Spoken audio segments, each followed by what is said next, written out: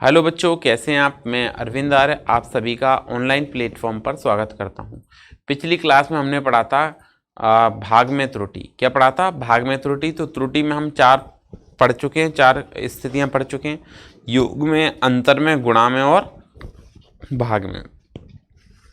आज हम बात करेंगे घातों में त्रुटि। आज का हमारा टॉपिक क्या है? त्रुटियों के संयोजन में घातों में त्रुटि। तो देखिए, अगर हम त्रुटियों के संयोजन में बात करें किसकी? घातों में त्रुटि की। घातों में त्रुटि, अगर हम घातों में त्रुटि की बात करते हैं तो हमने कोई भौतिक राशि मान ली। माना कोई भौतिक राशि जेड है, ठीक है। माना हमने ऐसा माना कि हमारे पास एक भौतिक राशि जेड है। तो माना तीन भौतिक राशियां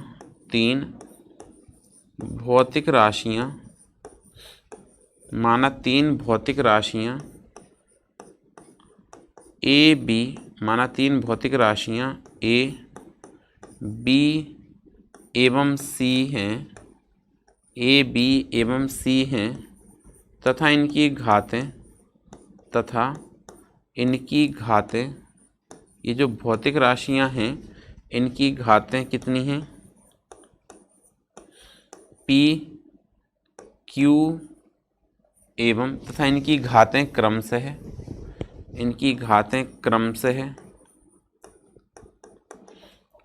पी क्यू एवं आर हैं। तो आपको क्या बताया कि माना तीन भौतिक राशियां ए बी एवं सी हैं, इनकी घातें क्रमशः पी क्यू एवं आर हैं। तब भौतिक राशि का वास्तविक मान कितना आएगा? तब भौतिक राशि का हम कौन सा मान ज्ञात कर रहे हैं? वास्तविक मान। तो तब भौतिक राशि का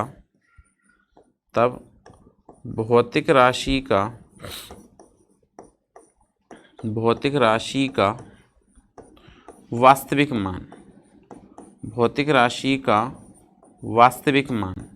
तो इस भौतिक राशि का वास्तविक मान क्या आएगा? तो हमने लिख दिया वास्तविक मान जो आएगा वो आएगा, हमने लिखा z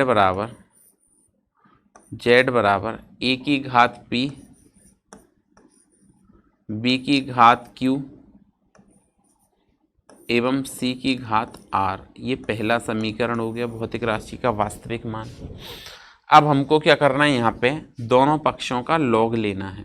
ये वास्तविक मान आ गया क्योंकि ये ए बी सी तीन भौतिक राशियाँ और पी क्यू आर इनकी घातें, तो ए की घात पी, बी की घात क्यू और सी की घात आर। अब हमने क्या किया? दोनों पक्षों का लॉग सॉल्व कर दिया। तो हमने लिखा दोनों पक्षों का लॉग लेने पर, दोनों पक्षों का लॉग लेने पर आप यहाँ पे दोनों पक्षों में लॉग सॉल्व करें एक बार। जब आप दोनों पक्षों में लॉग सॉल्व करेंगे तो यहाँ पे लिखा मैंने क्या? log z बराबर log a की घात p, b की घात q और c की घात r। ये ले लिया। अलग अलग करके लिखते हैं। अलग अलग करके लिखेंगे तो हम लिखेंगे क्या? log z बराबर log m minus log n का फॉर्मूला लगाएंगे। तो log e बेस पे कितना? a की घात p और b की घात q माइनस यहाँ पे क्या आएगा? log e बेस c की घात r। ऐसे आ जाएगा। फिर देखिए यहाँ पे ये गुणा में है तो log गुणा वाला सूत्र लगाएं इसमें। गुणा में तो हमने पढ़ा था गुणा में अगर फॉर्मूला आता है log m इंटू एन। क्या आता है? log m गुणा n। तो आप लिख सकते हैं log m plus log m। क्या लिख सकते हैं? log m plus log m। तो हमने इसमें log वाला फॉर्मूला लगाया तो ये आपका क्या बन गया? log z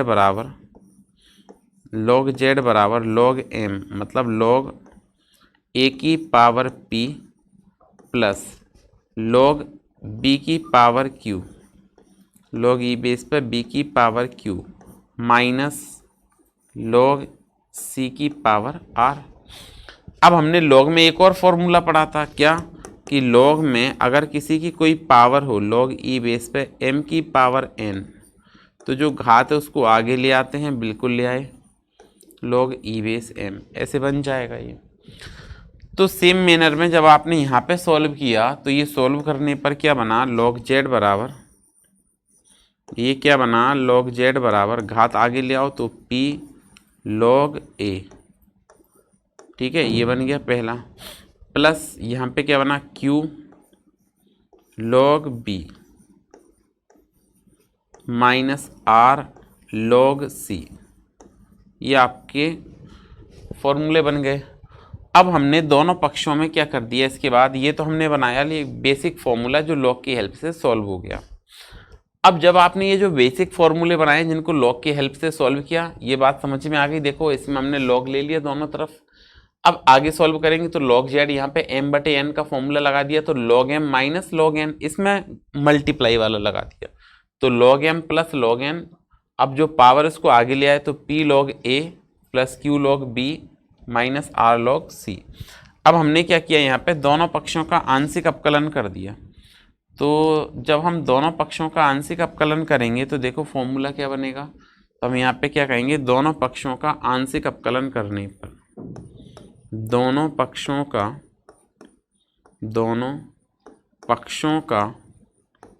आंशिक अपकलन करने पर, दोनों पक्षों का आंशिक अवकलन करने पर, आंशिक अपकलन करने पर, तो हम यहाँ पे क्या करेंगे, दोनों पक्षों का आंशिक अपकलन करेंगे। तो ये आंशिक अपकलन log z का क्या हो जाएगा, 1/z, और z का dz बन जाएगा, बराबर p log a का क्या बनेगा, 1/a, और a का अलग से बन जाएगा dA, प्लस ये बन जाएगा log q log b का बन जाएगा 1/b, और b का अलग से db, minus r log c का बन जाएगा 1/c, और c का अलग से dc। अब आप आगे मल्टीप्लाई करें तो मल्टीप्लाई करेंगे तो ये बनेगा आपके पास क्या, dz/z इक्वल टू, ये बनेगा p dA/a प्लस q, ये बनेगा dB/b माइनस r, और ये बनेगा dC/c। ठीक है, तो देखो इसके बाद हमने क्या किया, दोनों तरफ त्रुटि को लेने पर, दोनों पक्षों में त्रुटि संयोजित करने पर, दोनों पक्षों में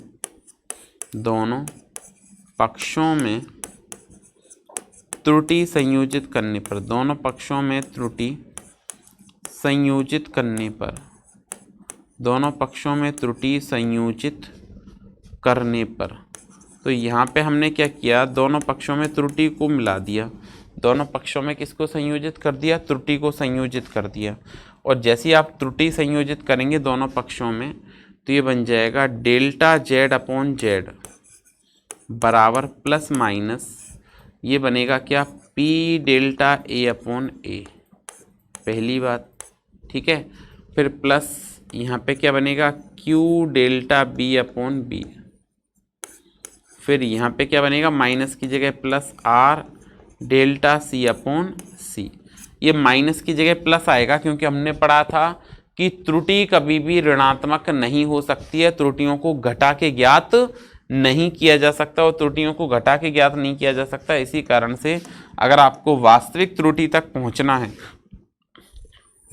तो एक ही तरीका है, आपको क्या करना पड़ेगा, वहाँ एडिशन करना पड़ेगा, जोड़ना पड़ेगा। तो इसका मतलब सिंपल सी बात है कि जब भी हम घातों में त्रुटि ज्ञात करेंगे, किसमें, घातों में त्रुटि ज्ञात करेंगे, तो जो घात लगी उसको आगे ले आएंगे, सिंपल, जो घात लगी है उसको क्या करेंगे, आगे ले आएंगे। ठीक है, जो घात लगी है, किसी भी टर्म की जो घात लगी है उस घात को क्या करेंगे, हम आगे ले आएंगे। जैसे एक एग्जाम्पल देखते हैं, क्या है उदाहरण,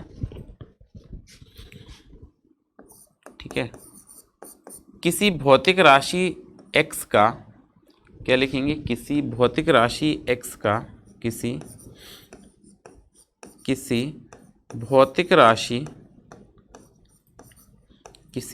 राशि x का मापन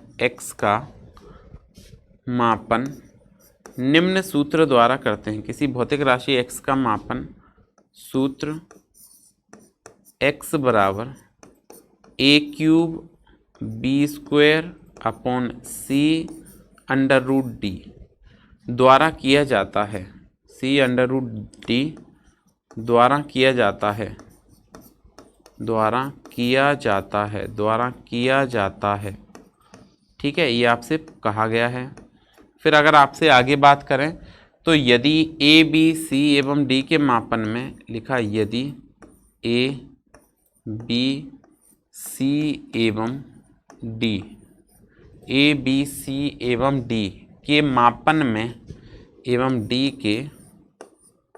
के मापन में, यदि a b c एवं d के मापन में प्रतिशत त्रुटि क्रम से है, मापन में प्रतिशत त्रुटि क्रम से है, प्रतिशत त्रुटि क्रम से है, कि मापन में प्रतिशत त्रुटि क्रम से है।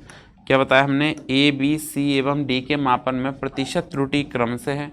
कितनी होगी? तो हम लिखेंगे 1%, 2%, प्रतिशत त्रुटि क्रम से है। चलिए हमने इसको लिखा 3%, 2%, 1% एवं 4%, ठीक है, कि मापन में प्रतिशत त्रुटि क्रम से 3%, 2%, 1% एवं 4% होती है, 4% होती है। तब x के मापन में, तब x के मापन में कुल प्रतिशत त्रुटि की गणना कीजिए। x के मापन में कुल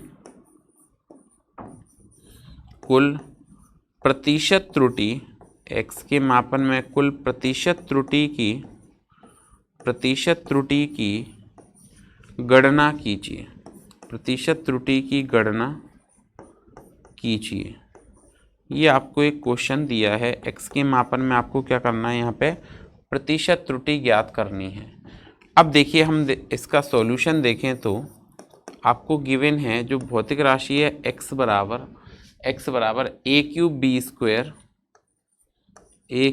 b² divided by c√d।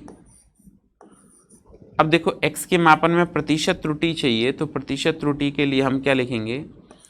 Delta x upon x बराबर, मैंने कहा था जो घात है, जो पावर है, सॉल्व करने का तरीका क्या है? जो पावर है, जो घात है, उसको आगे ले आओ।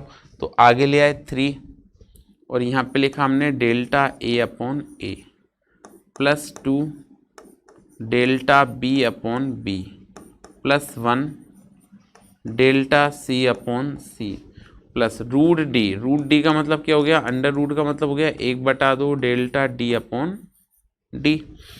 अब अगर हम इसको परसेंटेज में बदलते हैं तो हमने लिखा प्रतिशत त्रुटि के लिए, प्रतिशत त्रुटि के लिए। तो अगर किसी को प्रतिशत में कन्वर्ट करना है, किसी को परसेंटेज में बदलना है, तो परसेंटेज में बदलने के लिए, प्रतिशत में बदलने के लिए क्या लिखेंगे हम? लिखेंगे हम डेल्टा x अपॉन x गुणा 100। ये परसेंटेज में बदल गया। अब ऐसा नहीं है 100 का आप इधर ही गुणा करें, इधर भी करना पड़ेगा आपको। तो आप दोनों साइड 100 का गुणा करेंगे तो यह जाएगा 3 delta a upon a into 100। ये परसेंटेज में बदल गई वैल्यू, ठीक है। किस में बदल गई? ये प्रतिशत में। Plus 2 delta b upon b into 100, ये भी प्रतिशत में बदल गई। Plus 1 delta c upon c into 100, ये भी परसेंटेज में आ गई। Plus 1/2 delta d upon d into 100, ये भी परसेंटेज में आ गई। तो ये बात समझ में आई कि किसी भी वैल्यू को हम परसेंटेज में या प्रतिशत में कैसे लाते हैं, परसेंटेज में कैसे कन्वर्ट करते हैं। दोनों साइड हमने 100 का गुणा कर दिया, बट इतना करने की आवश्यकता नहीं है। लेकिन अगर आप इसको बोर्ड क्लास में सॉल्व करते हो तो थोड़ा दिखाना पड़ेगा आपको परसेंटेज का मैटर। तो 3 डेल्टा a अपॉन a, ये जो वैल्यू है ना आपकी, कौन सी? Delta a upon a into 100, इसकी परसेंटेज दी गई है आपको कितना? 3%। प्लस 2 ये जो वैल्यू है ना delta B upon B into 100, ये कितना परसेंट है आपका, ये 2% है, तो into 2 plus 1 delta C upon C, ये कितना परसेंट है डेल्टा सी अपॉन सी, ये आपको वापस से 1% ही दिया गया है, plus 1/2 delta D upon D into 100, ये कितना है 4% है। अब हम आगे सॉल्व करते हैं। सॉल्व करेंगे जैसे ही तो देखिए आपका क्या कैंसिल हो जाएगा, यहाँ पे ये 2 से ये कैंसिल हो जाएगा 2 बार। तो फाइनली इसका गुणा करेंगे तो 3 त्रिका 9 प्लस 4 प्लस 1 प्लस 2, जोड़ दे इसको तो 10 और 6 16% आंसर आ जाएगा। जो यहाँ पे प्रतिशत त्रुटि होगी इस भौतिक राशि के मापन में वो कितनी होगी, 16% होगी। लेकिन एक बात का और ध्यान रखें कि इस तरह से जब हम सॉल्व करते हैं तो ये मान लीजिए कि आपकी जो एरर है, जो त्रुटि है, वो 3, 4, 5% से ज़्यादा नहीं होना चाहिए। अगर त्रुटि की मात्रा इससे ज़्यादा है तो फिर सॉल्व करने का तरीका ये नहीं है कि घात को आगे ले और सॉल्व कर दो, फिर दूसरा मेथड लगता है इसके सॉल्यूशन में। तो क्या बात आपको क्लियर है कि सॉल्यूशन कैसे बनाना है इसका? एक और एग्जांपल देखते हैं। नेक्स्ट देखिए, नेक्स्ट एग्जांपल क्या है, किसी घन के पदार्थ के किसी घन के पदार्थ के घनत्व के मापन में किसी घन के पदार्थ के घनत्व के मापन में किसी घन के पदार्थ के घनत्व का मापन करते हैं। किसी घन के पदार्थ के घनत्व का मापन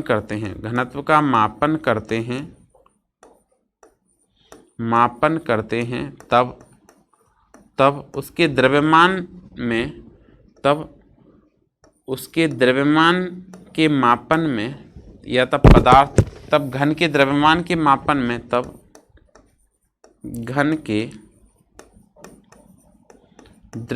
के मापन में द्रव्यमान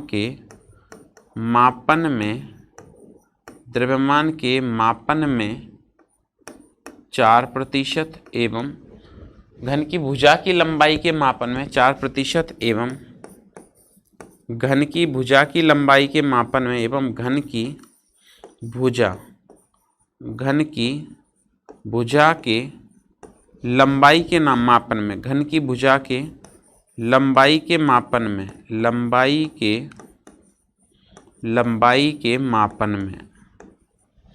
घन की भुजा की लंबाई के मापन में 3% की लंबाई के मापन में 3% की त्रुटि होती है, 3% की त्रुटि होती है। तब घनत्व के मापन में कितने प्रतिशत त्रुटि होगी? तब घनत्व के मापन में